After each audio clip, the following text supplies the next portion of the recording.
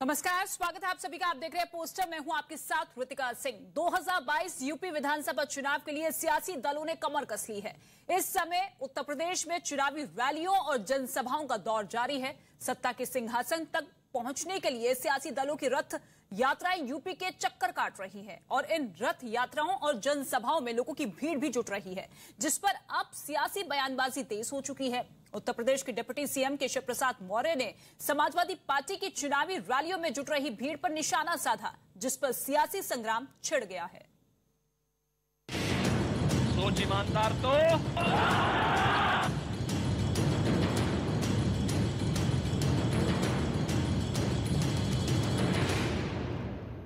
भीड़ के मामले में गुंडे अपराधी माफिया कुछ उनके भीड़ों में आ जाते हैं।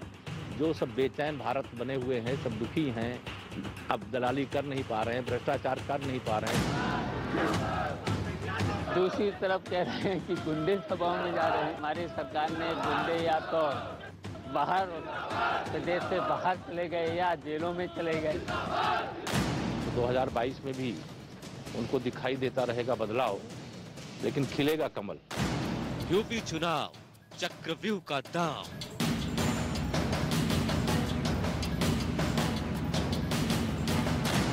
सियासी साल, बयानों से बवाल,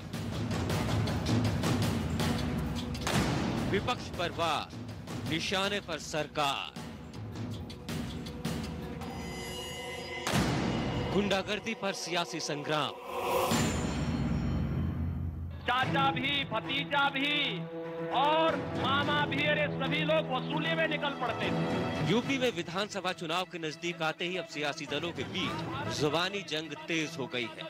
हर दल दूसरे दल पर आरोपों के तीरों की बौछार करने में जुटा है। कोई विकास के वादों पर वोटों की अपील कर रहा है, तो कोई परिवारवाद और गुंडाराज पर विरोधियों को घेरने में जुटा है। यूपी चुनाव में हर दल अपने अपने हिसाब से दांव चल रहा है। दांव ऐसे कि विरोधी चारों खाने चित हो जाएं और पार्टी जीत का परचम लहराए। लेकिन किसका दांव कितना सटीक बैठा है, इसका फैसला चुनाव के नतीजों से होगा। हर दल अपने हिसाब से वोटरों को साधने की कोशिश में जुटा है। वक्त कम है, लिहाजा रैलियों और चुनावी यात्राओं का दौर तेज हो गया है। किसकी चुनावी रैली में कितनी भीड़ जुट रही है, ये सवाल भी अब अहम हो गया है, क्योंकि जहां भीड़ जुटती है वहां वोटों की आस भी दिखती है। आज सत्ता के सिंहासन तक पहुंचने की हो तो भीड़ का रैलियों में होना बेहद जरूरी है। लेकिन इसी भीड़ पर अब सियासी वार भी तेज होने लगे हैं। भीड़ के मामले में गुंडे अपराधी माफिया कुछ उनके भीड़ों में आ जाते हैं।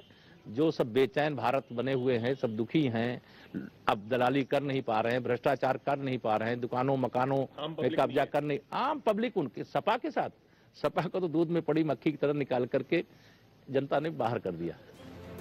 यूपी की सियासत में सत्ता तक पहुंचने के लिए हर दल ने कमर कस दी है। इस बीच समाजवादी पार्टी, बीजेपी, कांग्रेस और बीएसपी के बीच जुबानी जंग तेज हो गई है।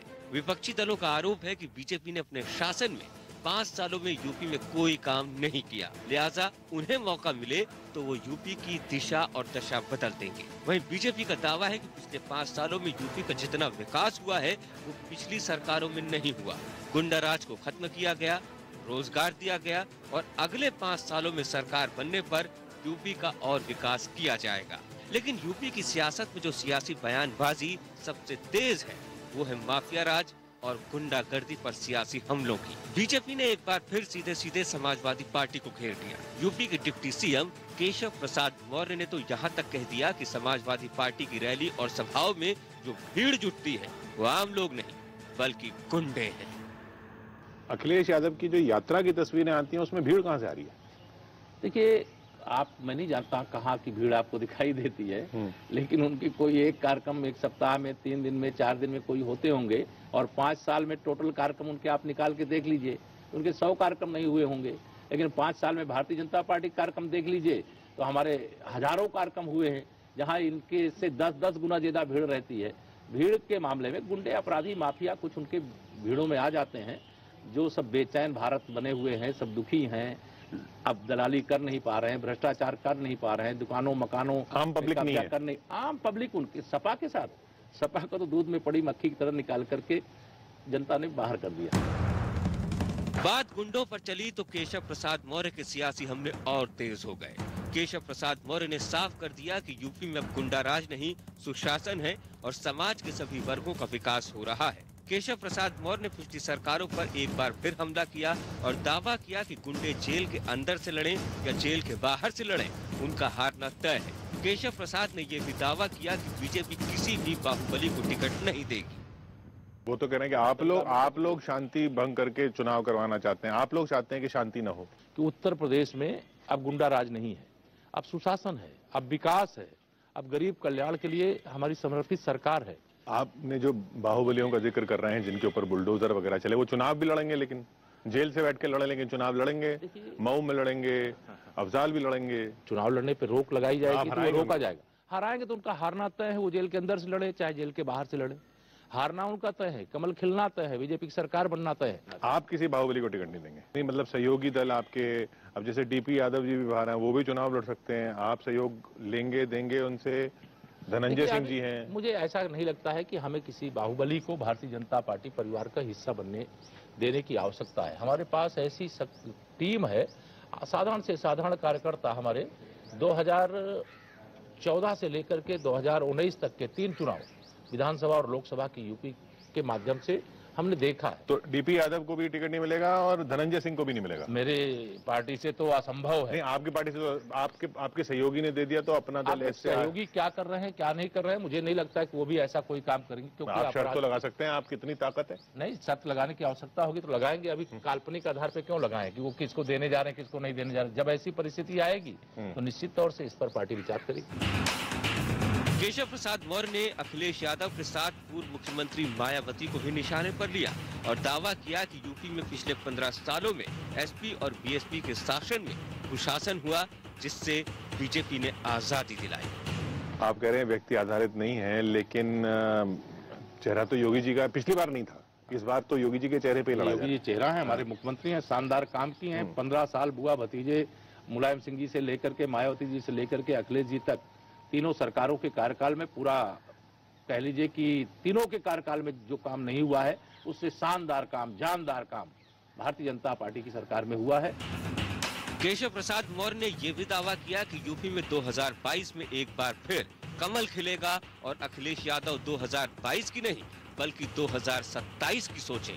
केशव जी, वो आपके विरोधी अखिलेश जी तो कह रहे हैं कि 22 में बदलाव होगा। 2022 में भी उनको दिखाई देता रहेगा बदलाव, लेकिन खिलेगा कमल, पूरा विश्वास आएगी भाजपा, पूरा यकीन है, पूरा विश्वास है। वो तो कह रहे हैं कि आप लोग शांति भंग करके चुनाव करवाना चाहते हैं, आप लोग चाहते हैं कि शांति न हो। हमारा लक्ष्य ही नहीं है कि किसी भी अवस्था में यहाँ कोई शांति भंग करने पावे।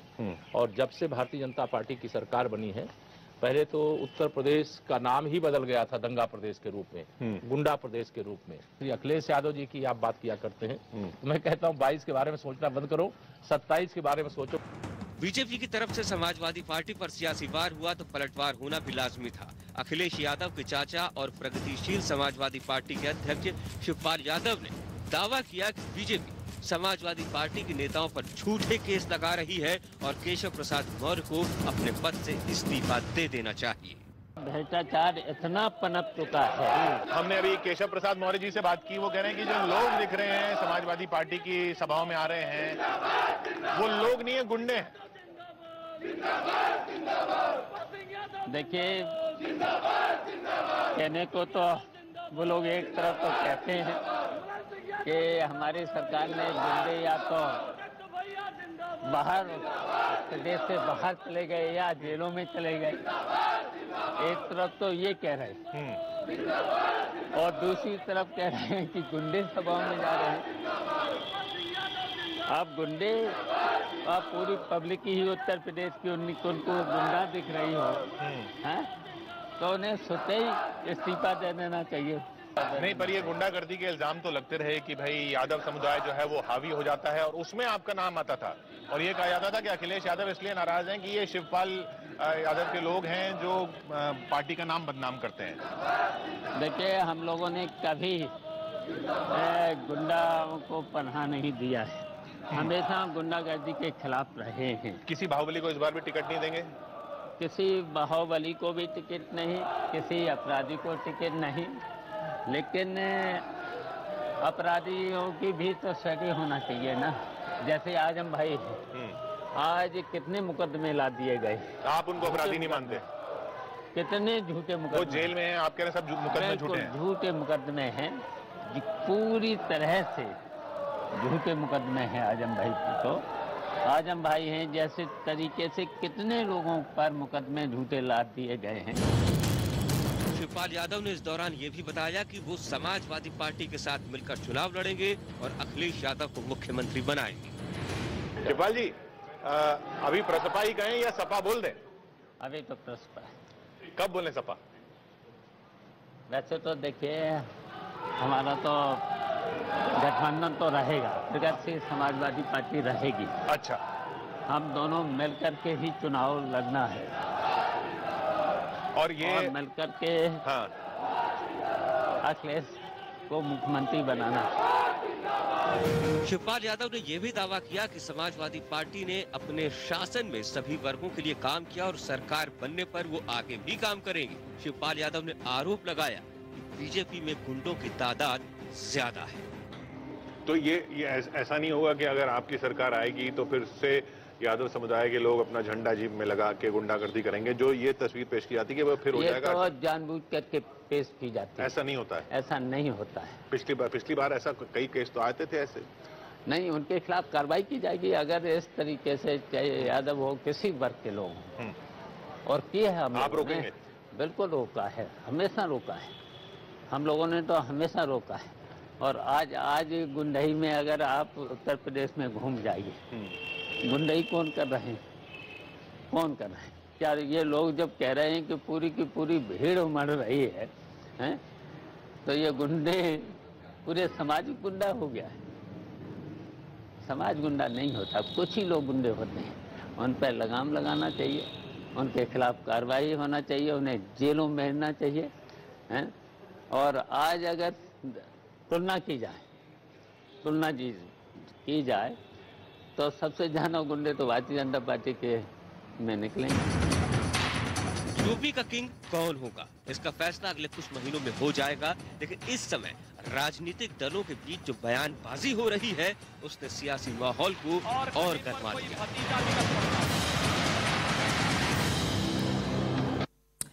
कहते हैं कि सियासत में हर दाव को बेहद सोच समझकर चलना चाहिए, क्योंकि दाव अगर उल्टा पड़ गया तो दोबारा संभलने का मौका तक नहीं मिलता। वही दाव अगर सटीक बैठा तो सत्ता के सिंहासन तक पहुंचने से कोई रोक नहीं सकता।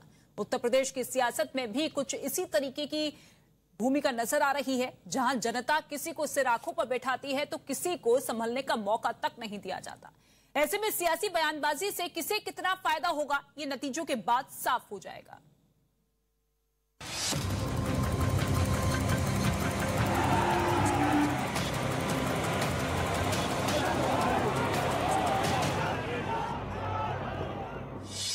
गुंडागर्दी पर सियासी संग्राम।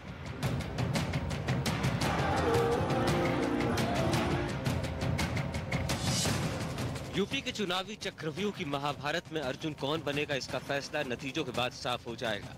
लेकिन चक्रव्यूह का सबसे बड़ा नियम ये होता है कि व्यू की रचना ऐसी करना जिसे भेदने की कोशिश करने वाला अंदर ना जा सके। अगर किसी तरह वो अंदर चला भी जाए तो वो जहां से आया है वहां से वापसी के रास्ते फौरन बंद कर दिए जाएं, ताकि चक्रव्यूह भेदने वाले की घेरेबंदी हो सके। यूपी की सियासत में सत्ता तक पहुंचने के लिए सभी दल ऐसे ही चक्रव्यूह की रचना में लगे हैं, लिहाजा बयानबाजी का दौर तेज है। जब सरकार की नीयत साफ होती है तो काम भी दमदार दिखता है। सोच ईमानदार तो काम दमदार। याद करिए 2017 के पहले जो नियुक्तियां होती थी उनमें भाई भतीजावाद होता था। उसमें कुछ जगहों पर तो ऐसा होता था, कोई नौकरी चलती, कोई नौकरी निकली और नौकरी निकलने के बाद एक खानदान के लोग, एक वंश के लोग, चाचा भी, भतीजा भी और मामा भी, अरे सभी लोग वसूली में निकल पड़ते थे। ये सभी लोग निकल पड़ते थे। महाभारत का कोई रिश्ता नहीं छूटता था जो वसूली में नहीं निकलता हो। कहीं शकुनी मामा निकलता था, कहीं दुर्योधन भांजा निकलता था। सीएम योगी ने समाजवादी पार्टी को सीधे सीधे निशाने पर लिया और आरोप लगाया कि पहले यूपी में चाचा भतीजा वसूली पर निकलते थे। इस बीच समाजवादी पार्टी ने भी केशव प्रसाद मौर्य के गुंडे वाले बयान पर हमला किया। समाजवादी पार्टी के नेता फखरुल चांद हुसैन ने केशव प्रसाद मौर्य को ही गुंडा बता दिया। फखरुल चांद हुसैन ने दावा किया कि 2022 में समाजवादी पार्टी की सरकार बनेगी और पार्टी की रैली में जो जन सैलाब उमड़ रहा है उससे बीजेपी परेशान है और यही वजह है कि इस तरह के बयान सामने आ रहे हैं। गुंडों की बात जब केशव प्रसाद मौर्य जी करते हैं तो मुझे उनके 49 वो मुकदमे याद आ जाते हैं जो 4 दर्जन से ज्यादा हैं। जघन्य अपराध के मुकदमे थे जिनको उन्होंने खुद वापस ले लिया। हाईकोर्ट उनको नोटिस देता है कि जो जमीन कब्जा करने का मामला उनके पे है, जो आरोप लगा है। तो हमें लगता है केशव प्रसाद मौर्य जी को सोचना चाहिए। मुझे बार बार यही लगता है कि केशव प्रसाद मौर्य जी भारतीय जनता पार्टी में बहुत दबाव में, वो अपनी कुर्सी बचाए रखने के लिए ही केवल इस तरीके के बयान दे रहे हैं। केशव प्रसाद मौर्य के बयान पर जब सियासी बयानबाजी तेज हो गई तो बीजेपी नेता बयान पर सफाई देते भी नजर आए। हालांकि इस दौरान भी समाजवादी पार्टी पर हमले तेज रहे। गुंडा एक व्यापक शब्द है कि अपराधी मानसिकता, भ्रष्टाचार करने वाला, उगाही करने वाला, ठेका कोटा पट्टा दलाली में कमीशन करने वाला, इस तरह के लोगों को केशव जी ने एक शब्द बहुत छोटा सा रखा है। पर मेरा मानना है कि हल्ला बोल संस्कृति के वाहक लोग जो किसी भी कानून को नहीं मानते वो उस भीड़ का स्वरूप रहते हैं। पूरी भीड़ को मैं नहीं कहता कि पूरी भीड़ गुंडों की भीड़ है, पर हाँ जो लोग आगे हैं, जो भीड़ इकट्ठा कर रहे हैं, जो ला रहे हैं लोगों को पकड़ के, वो उस संस्कृति के वाहक। यूपी में चुनावी राजनीति अब उस एक्सप्रेसवे पर तेज रफ्तार से बढ़ रही है जहां एक दूसरे के खिलाफ स्पीड ब्रेकर बनाने की होड़ मची है। राजनीतिक रण वाले इस रास्ते पर ना तो स्पीड लिमिट है और ना ही नियम तोड़ने की कोई सीमा। यहाँ निजी हमलों से लेकर तमाम आरोप और घेरेबंदी तक सब कुछ दांव पर है। बीजेपी के सामने चुनौती ये है कि वो एक बार फिर 300 प्लस सीटों पर जीत हासिल करे। बीजेपी को उम्मीद है कि जिस वोट बैंक ने उस पर पिछली बार भरोसा किया था उसे दोबारा सत्ता में लाए। वही अखिलेश यादव के सामने 47 सीटों से बढ़कर सत्ता पर काबिज होने का लक्ष्य है, जिसे हासिल करना नामुमकिन बिल्कुल नहीं, क्योंकि 2007 में 97 सीटों से 224 तक पहुंचने का करिश्मा समाजवादी पार्टी कर चुकी है। पर इस बार जंग बीजेपी से है और राजनीति की दुनिया में बीजेपी ने प्रधान से लेकर प्रधानमंत्री तक जितने भी चुनाव लड़े हैं वो सब जीतने के लिए ही लड़े हैं। ऐसे में अखिलेश के सामने चुनौती बड़ी है और सामने योगी है। यूपी में इस समय बीजेपी और समाजवादी पार्टी की चुनावी यात्रा भी जोरों पर है। बीजेपी जन आशीर्वाद यात्रा निकाल रही है, जबकि समाजवादी पार्टी की विजय यात्रा 2022 की विजय के लिए यूपी के चक्कर काट रही है। लेकिन इस दौरान जुट रही भीड़ भी अब सियासी मुद्दा बन गई, जिस पर बयानबाजी तेज हो गई।